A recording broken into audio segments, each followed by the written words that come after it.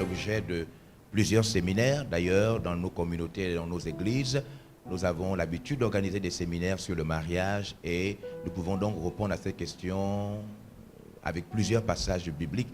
Est-ce qu'un chrétien doit-il se marier avec un non-chrétien? Je m'en vais rapidement répondre en lisant simplement un texte de la Bible qui lui va être assez clair. Je suis dans le livre de Néhémie, chapitre 13. Voilà, Néhémie, chapitre 13.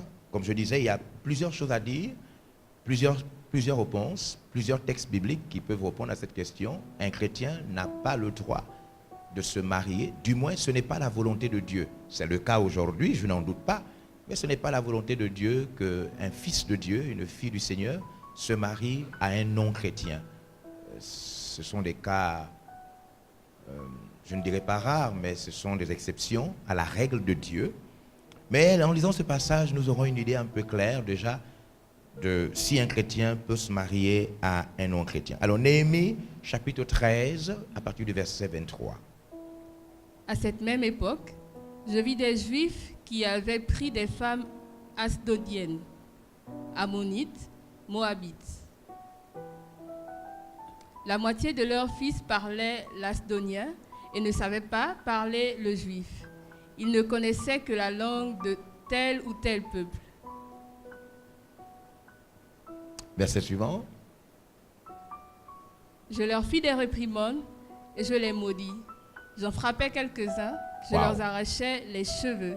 Et les fils et les filles juraient au nom de Dieu en disant: vous ne donnerez pas vos filles à leurs fils et vous ne prendrez pas leurs filles ni pour vos fils ni pour vous.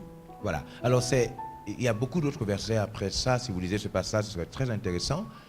Il s'agit de Néhémie, un serviteur de Dieu, qui va reconstruire le peuple de Dieu. Le peuple a connu la captivité, a connu beaucoup de problèmes. Et Néhémie donc va être échanson du roi et va être interpellé, appelé par le Seigneur pour reconstruire le peuple de Dieu, précisément les murailles de Jérusalem.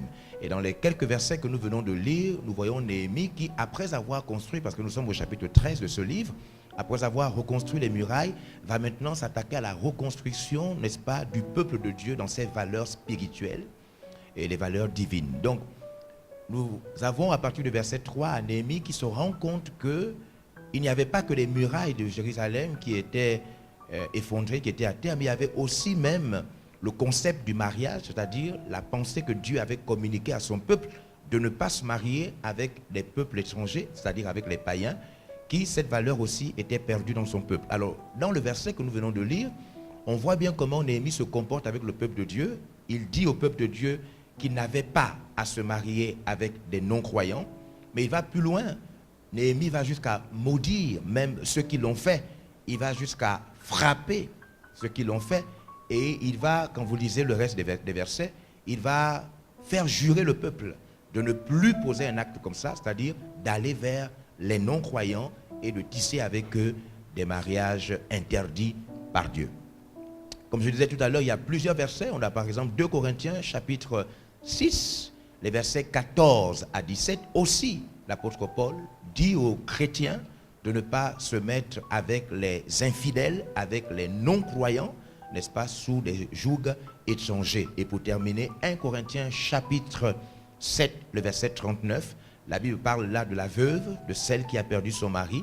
Et la Bible dit que la femme qui a perdu son mari peut se remarier à condition que ce soit dans le Seigneur. Donc voilà, il y a tellement de versets qui sont là dans la Bible et qui normalement ne nous permettent pas de nous marier avec les non-croyants. Toutefois, il est bien de souligner que ceux qui sont déjà mariés avec des non-croyants, c'est-à-dire qui se sont mariés alors qu'ils étaient chrétiens, oui, n'ont pas respecté la règle de Dieu, ils vont assumer les conséquences, mais ils ne sont pas appelés à divorcer parce qu'ils sont déjà mariés.